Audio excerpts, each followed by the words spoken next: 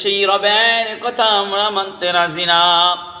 আকাশ, চন্দ্র, সূর্য, বাতাস সব কিছু তারকারাজি থেকে পৃথিবীর মধ্যে যা কিছু আছে সকল প্রাণীকুল এবং গাছপালা তরিতলারতা হুকুম মেনে চলে, আল্লাহর আদেশ মেনে চলে। আমরাই একমাত্র মানুষ যারা আল্লাহকে আমরা মানতে রাজি না। বলেন ঠিক কিনা? আল্লাহকে আমরা মানতে রাজি না, কোরআন মানতে রাজি না, কোরআনের বিধান মানতে রাজি না, রসুল মানতে রাজি না, রসুলের হাদিস মানতে রাজি না। শুধু মুখে মুখে বলি নবীকে ভালোবাসি, রসুলকে ভালোবাসি, আল্লাহকে ভালোবাসি, অথচ কাজের বেলা আমাদেরকে খুঁজে পাওয়া যায় না।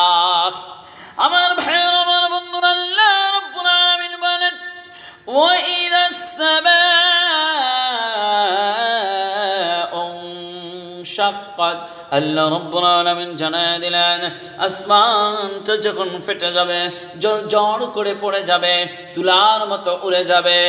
وَأَذِنَتْ لِرَبِّهَا وَحُقَّتْ, আমার ভাইয়েরা, আমার বন্ধুরা, আল্লাহ বলে এটাই তার রবের থেকে নির্দেশ। আমার নির্দেশে আসমান ফেটে যাবে, এটা আমার নির্দেশ, আমার আদেশ। আল্লাহর আদেশ আকাশে মানে, বাতাসে মানে, সবাই মানে না শুধু আমাদের মতো মানুষ। আমার ভাইয়ের, আমার বন্ধুরা, আমরা বুঝেও বুঝি না, জেনেও না জানার বান করে থাকি, শিখেও না শেখার চেষ্টা করি, মনে হয় কিছুই জানি না, অথচ দুনিয়ার ক্ষেত্রে সে সব জানি।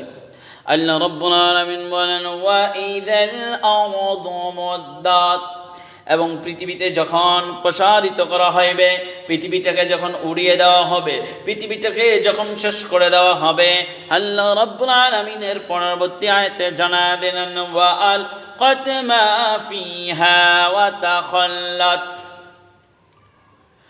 ও পৃথিবী তাহার অন্তরে যাহা আছে তাহা বাহিরে নিক্ষেপ করে দিবে, ও শূন্যতায় বাহিরে করে দিবে, মানে যা কিছু আছে মাটির তলে সে সব বাসমান করে দিবেন।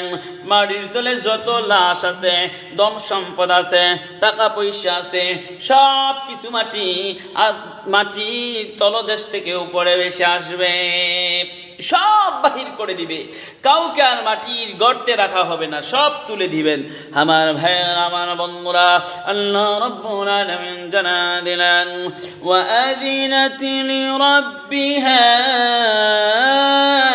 ওয়া হুক্কাত, এবং তাহার প্রতি পালকের আদেশ পালন করিবে, ইহাই তাহার